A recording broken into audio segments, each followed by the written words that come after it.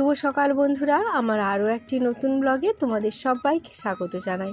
আমি বনশ্রী। আমার এই ছোট্ট পরিবারে তোমাদের সবাইকে সাথে নিয়ে আজকের দিনটি শুরু করছি।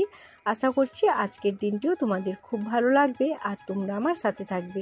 তোমরা সময় কেমন আছো অবশ্যই কমেন্টে জানিও, আর কে কোথা থেকে আমার ভিডিওটি দেখছো সেটাও অবশ্যই কমেন্টে জানিও। তো দেখো, সকালে ঘুম থেকে উঠে কিছু বাসি কাজ সেরে এখন থালা বাসনগুলো ধুয়ে নিয়ে চলে এলাম। তো বাসি কাজ বলতে প্রতিদিনের যেমন কাজ থাকে আমার, ঝাঁট দেওয়া, ছড়া দেওয়া, এগুলো, ঠাকুর প্রণাম, তো এই সমস্ত করে থালা বাসনগুলো ধুয়ে নিয়েছি। এখন আর রাতে থালা বাসনগুলো ধুয়ে রাখতে পারিনি, তার কারণ আমার যে চার্জারটা নষ্ট হয়ে গেছে, মানে ওটা খারাপ হয়ে গেছে আর জ্বলছে না। আর কলপাড়ে তো কোনো লাইটের ব্যবস্থা নেই, ওই চার্জার নিয়ে গিয়েই বাসন ধুতাম। তো যেহেতু চার্জারটা খারাপ হয়ে গেছে আর লাইট দেখানোর মতো কেউ থাকেও না, আর তোমাদের দাদাভাই রাত্রেবেলা বিরক্তি বোধ করে, তো সেই জন্য ওকে আমি আর বলি না। তো তাই কলপাড়ে ঢাকা দিয়ে রেখে দিই, আর সকালে গিয়ে এই 2-3 দিন হলো সকালে গিয়ে ধুয়ে নিচ্ছি।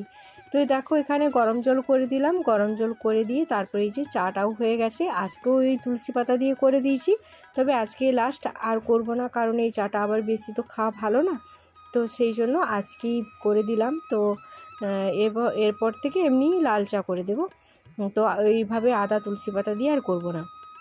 তো ওইদিকে চা খাওয়া দাওয়া করে এখন দেখো চা খাওয়ার বাসনগুলো ধুয়ে নিয়ে চলে এলাম। আর তোমাদের দাদাভাই গেল ওই মাংস কিনতে, তো খাসির মাংস। আমাদের এখানে না ওই শ্রাবণ মাসে খাসির দামটা খুব কমে যায়, খুব কম বলতে যেখানে হয়তো 750 টাকা নেয়, এখন 650 টাকা। তো সেই জন্য তোমাদের দাদাভাই চলে গিয়েছিল মাংস কিনতে, মাংস নিয়ে চলেও এসেছি। এসে এখন দেখো খাবে বলছে, তো ওর জন্য আমি একটু পেঁয়াজ ভাজা করে দিচ্ছি। তো পেঁয়াজ ভাজা আর ওই চানাচুর দিয়ে লঙ্কা দিয়ে মাখিয়ে দেব। তো এরকম নুন, লঙ্কা, তেল আর এরকম একটু পেঁয়াজকে ভেজে মাখালে না মুড়ি খেতে বেশ ভালো লাগে। তো তোমাদের দাদাভাইকে দিলাম, আর এইদিকে আমি ছেলের জন্য খাবারটা ঢাকা দিয়ে রেখে দিলাম। ও যখন উঠবে উঠে খাবে। এখনও পর্যন্ত ঘুম থেকেও ওঠেনি, তখন প্রায় 8টা বাজতে চললো।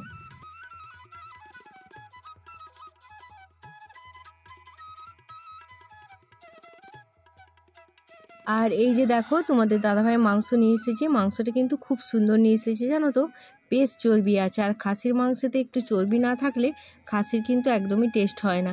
হয়তো চর্বিটা তোমরা বলবে শরীরের জন্য অতটা ভালো না, কিন্তু তবুও মানে মাংসে একটু চর্বি না থাকলে মাংসর সেরকম স্বাদ হয় না। তো এটা দেশি খাসি। আর এখন দেখো আমি ম্যারিনেট করে নিচ্ছি। তো এখন তো কোনো মশলা বাটা হয়নি, আর আমিও স্নান করে আসিনি, তো এখন শুধু ওই লবণ, হলুদ আর তেল আর একটু দই দিয়ে মাখিয়ে রেখে দেবো। একটু টক দই দেবো, তোমাদের দাদাভাই বলছে যে একটু টক দই দিয়ে মাখাও। আর যে কোনো মাংস বলো আর যে কোনো রান্নাতে টক দই দিলে কিন্তু তার একটা আলাদা স্বাদ আসে, তো সেই জন্য বললো যে একটু টক দই যেহেতু আছে একটু দিয়ে দাও। তো এখন দেখো তোমাদের দাদাভাইকে বলছি যে আমার হাতটা তো মাংস হাত হয়ে গেছে, তুমি একটু মশলাগুলো দিয়ে দাও না গো। তো এক এক করে মশলাগুলো দিচ্ছে, আর আমাকে বলে তুমি তো মানে নিজে কাজ করতে গিয়ে এখন মানে সেই লোক বলে না সে যে সাত মন্ত্রী যার সর্বনাশ তার, সেরকম ব্যাপারটা। মানে আমি মাংসই করছি আর ও এসে একটা একটা করে দিচ্ছে, তো সেই জন্য ও বিরক্তি হয়ে এইসব কথা বলছে আমাকে, যে তুমি একটা কাজ করতে যাবে, তোমার পিছনে আবার 14টা লোক দরকার, এই সমস্ত বলে বেড়াচ্ছে। তো যাই হোক, দেখো এদিকে আমি ওই লবণ আর হলুদটা দিলাম, আর তার সাথে একটু সরষের তেলও মাখিয়ে দিলাম। আর এখন দেব টক দইটা। তো টক দইটা তো আমার অতটা ইচ্ছা ছিল না এখন থেকে মাখানোর, তো তোমাদের দাদাভাই বললো যে না তুমি এখন থেকেই মাখিয়ে দাও। তো তবে মাখিয়ে রেখেছিলাম যে কোনো খারাপ লেগেছিল তেমন কিন্তু না, জানো তো, বেশ ভালো হয়েছিল আজকে মাংসটা, দারুণ সুন্দর হয়েছিল টেস্টটা। তো এখানে টক দইটাও দিয়ে দিলাম।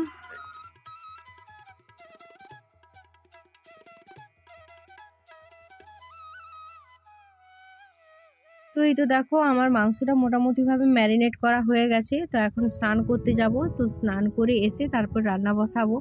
তো চলো এখন তাহলে স্নান করে আসি, তারপর তোমাদের সামনে আসছি। তো দেখো স্নান ধান সেরে চলে এসেছি। আজকে তো পুজো আমি দিইনি, আজকে আমি পুজো দেবো না, তো আমার যা পুজো দিয়েছে। আর এখন দেখো এই যে এসে আমি মশলাটা রেডি করে নিলাম। তো এখানে সমস্ত আদা, রসুন, পেঁয়াজ আর সমস্ত কিছু নিয়ে নিয়েছি, আর তার সাথে নিয়েছি এই যে কুঁদরি ভাজা হবে আর পটল ভাজা হবে। আর এখানে আমি ওই ঢাকনিতে করে দিয়ে দিয়েছি আলুগুলোকে সেদ্ধ করতে। খাসি মাংসের আলু একটু বড় বড় রাখতে হয়, তো সেই কারণে। তো এখানে কুঁদরি ভাজা বসিয়ে দিয়েছি, আর পটল ভাজা আমার হয়ে গেছে, আর আলুগুলোও বেশ সেদ্ধ হয়ে গেছে, তো ওগুলোকে একটু লবণ মাখিয়ে নিয়েছি। আর কি বলো তো, আজকে মানে এই যে সময়ের কাজ যদি সময়ে না করি, তাতে যে কতটা কষ্ট পেতে হয় সেটা আমি আজকে বুঝেছি ভালোভাবে, জানো তো। এই যে লঙ্কা বাটতে গিয়ে এমন আমার হাত জ্বালা করছে, কি বলবো তোমাদেরকে বন্ধুরা, ভীষণ পরিমাণে আমার হাত জ্বালা করছিল। তবে সময়ের কাজ সময়ে করিনি এমনটা নয়, আমি ভুলেই গিয়েছিলাম, জানো তো। সেই সময় কত বড় বড় রোদগুলো গেল বলো তো। তখন যদি আমি লঙ্কাটাকে রোদে দিয়ে যদি পিষিয়ে রেখে দিতাম তাহলে আজকে আমাকে এতটা কষ্ট পেতে হতো না। তো এমনিতে ঘরোয়া রান্নাতে ওই একটা দুটা করে লঙ্কা বাটি ঠিক আছে, কিন্তু মাংসর জন্য তো একটু বেশি করে বাটতে হবে। তো সেই জন্য অনেকগুলো লঙ্কা বেটেছি। আর তারপরে এই যে রান্না করছি না, আমি কড়াইয়ের সামনে হাতটাই নিয়ে যেতে পারছি না, এতটাই পরিমাণে জ্বালা জ্বালা করছে, সে যেন আগুনের মতো জ্বালা জ্বালা করছে।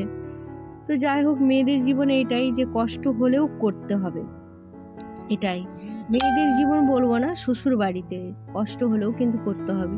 সেই কষ্টটা কেউ দেখবেও না আর বুঝবেও না। আর সত্যি কথা বলতেও ইচ্ছে করে না যে আমার এই কষ্ট হচ্ছে ওই কষ্ট হচ্ছে, মানে খুব অতিরিক্ত না হলে না বলতে ইচ্ছে করে না যে এই হচ্ছে ওই হচ্ছে। তো এখানে তো আরও একটা আজকে মানে খারাপ খবর বলতে আমার স্ট্যান্ডটা ভেঙে গেছে। মানে ওই ট্রাইপডের যে এটা থাকে না, ওই মোবাইল যে হোল্ডারটা আমার ভেঙে গেছে। তো সেই কারণে খুবই মানে মনটা আমার খারাপ হয়ে গেল। যে বাবুকে বলেছিলাম যে তুই একটু ট্রাইপডটা একটু ঠিক করে আমার সেট করে দে। তো এমন সেট করতে গেল, এমনভাবে টাইট দিতে গেল, সে একদম ক্লিপ ভেঙে গেছে। তো ভেঙে যেতে আর কিছু করার নেই। তো ছেলেকে বললাম ঠিক আছে তাহলে তুই একটু ধরে দাঁড়া আর আমি রান্নাটা করি। তো সে একটুখানি ধরেছিল, তারপরে সে বললো যে আমি এতক্ষণ ধরে দাঁড়াতে পারবো না। মানে কোনো কাজেই তো ধৈর্য নেই, বাচ্চাদের ধৈর্য, সত্যি কথায় আমার ধৈর্য আছে বলে যে সবাইয়ের থাকবে এমনটা না। তো রান্নাটা করতে অনেকটাই সময় লাগবে, তো সেই জন্য সে আর দাঁড়ালো না, সে চলে গেল। তারপর এখানে আবার মুনুকে ডাকলাম, জানো তো। মুনুকে ডেকে বললাম যে তুই একটুখানি ধরে দে তো বাবা। তো মুনু এসে আমার ফোনটা ধরে দিল। তো মুনি বেশিরভাগ ধরে দেয়, ও আমার কথা কিন্তু কোনোটাই ফেলে না, আমি যেটাই বলি সেটাই শোনে। তো এখানে মুনু একটু ক্যামেরা করে দিচ্ছিল। তো আমার সত্যি কথা বলতে রান্না করছি মাংস, কিন্তু খাসি মাংসটা রান্না করছি যেমন একটা সকালে যে আনন্দ একটা ছিল মনের মধ্যে, সেই আনন্দটা এখন আর আমার মনের মধ্যে নেই। এখন আমার মাথার মধ্যে চিন্তা হচ্ছে যে কিভাবে কি করব। একটা ট্রাইপডের দাম 1000 টাকা, জানো তো। আর ট্রাইপডটা মাত্র মানে 1 বছরও হলো না, ট্রাইপডটা আমার নষ্ট হয়ে গেল। ওই কত জোর 6-7 মাস হবে, হ্যাঁ 7-8 মাস হবে হয়তো। যে ট্রাইপডটা কিনলাম নষ্ট হয়ে গেল। তো সেইটার জন্য সত্যি মনটা আমার ভীষণ খারাপ লাগলো। তো এদিকে দেখো আমার রান্নাটাও হয়ে গেল, আর রান্নাটাও তোমাদের সাথে সেইভাবে আর শেয়ার করতে পারলাম না, মনটা খারাপ হয়ে গেল এত। তো এখন রান্না হয়ে গেছে, আর দেখো বাটা মশলার তো তার জন্য কিন্তু কালারটা খুব একটা যে ভালো এসেছে সেরকম না, তবে হ্যাঁ একদম খারাপ আসেনি। আর এদিকে দেখো এখন সবাইকে খেতে দিয়ে দিলাম, আর একটু টক দই ছিল, একটু রায়তা বানিয়ে দিলাম, ছেলের এটা খুব পছন্দ। দেখো বন্ধুরা, খাওয়া দাওয়া করে একটু রিলস বানাচ্ছিলাম। তো এটা হলো আমার রিলসের সাজ, এইভাবে সেজে গুজে রিলস বানিয়েছি। তো চলো এইবার একটু রেস্ট নেব, একটা রিলস বানানো হয়ে গেছে, এইবার একটু ভিডিও এডিট করব। তো দেখো মানে ভিডিও এডিট করতে করতে ঘুম ধরে গেছে, আর ঘুম থেকে উঠে দেখে আমার মুখটা ফুলে যেন রাবণের মতো হয়ে গেছে। তো ওষুধ খাওয়ার কারণেই এটা হয়েছে। তো ডাক্তারকে ফোন করতে হবে, কারণ ডাক্তার বলেই দিয়েছিল যে যদি ফুলে যাও তাহলে আমাকে ফোন করবে, ওষুধ চেঞ্জ করে দেবো। তো আজকে আর ফোন করব না, কালকে সকালেই ফোন করব। আর এদিকে দেখো বিকেলে আবার আকাশে মেঘ, আর এই যে আবার কালকের মতো এই যে চড়াইগুলো না আজকেও গাছের ডালে চলে এসেছে। তো তোমাদের সাথে একটুখানি শেয়ার করে দিলাম। আর এখানে আছে দেখো দুটো শালিক পাখি। তো এটা হচ্ছে সেই শালিক, আমরা এটাকে ওই যে গোয়া শালিক বলি, একটু সাদা সাদা রঙের।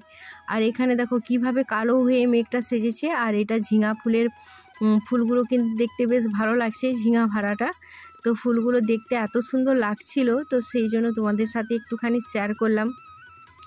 তো খুব সুন্দর লাগছে বিকেলের পরিবেশটা, আকাশে ঘন কালো মেঘ, তারপরে এই যে ঝিঙা ফুল হলুদ রঙের, খুব সুন্দর লাগছিল। তো তারপর সন্ধেবেলা তোমাদের দাদাভাইয়ের জন্য একটু চা বানালাম।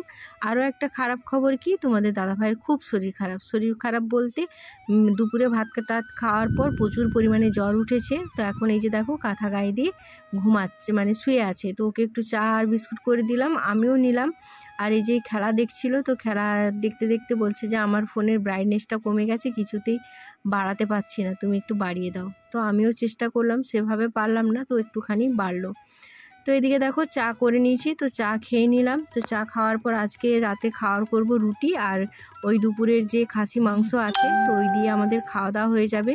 তো চলো বন্ধুরা, আজকের ব্লগটা এখানেই শেষ করছি। আর আজকের ব্লগটা তোমাদের কেমন লাগলো তোমরা অবশ্যই কমেন্টে জানিও। তো চলো, এই যে এখানে আমার রুটি হয়ে গেছে। তো যারা আমার পরিবারে আছো এখনও পর্যন্ত আমার ভিডিওটি দেখছো, সবাইকে অসংখ্য অসংখ্য ধন্যবাদ। আর এই যে দেখো আমার ট্রাইপডটা কেমন ভেঙে গেছে, ঘাড় লটকে গেছে এই যে। তো মানে এটার জন্যই সত্যি আজকে আর ভালো লাগছিল না, মানে কোনো ভিডিও সেইভাবে আর করিনি। মানে এতটাই মনটা আমার খারাপ হয়ে গেল, কারণ নিজের হাতে শখের জিনিস তো নষ্ট হয়ে গেলে খুব কষ্ট হয় জানো তো। তো এই যে ট্রাইপডটা ভেঙে গেছে, তো এটাকে আবার ঠিক করতে হবে। তো ছেলেকে বললাম একটা হোল্ডার অর্ডার দিতে, তো ফ্লিপকার্টে অর্ডার দেওয়া হয়েছে। তো চলো আজকের মতো টাটা বাই বাই, সবাই ভালো থেকো সুস্থ থেকো।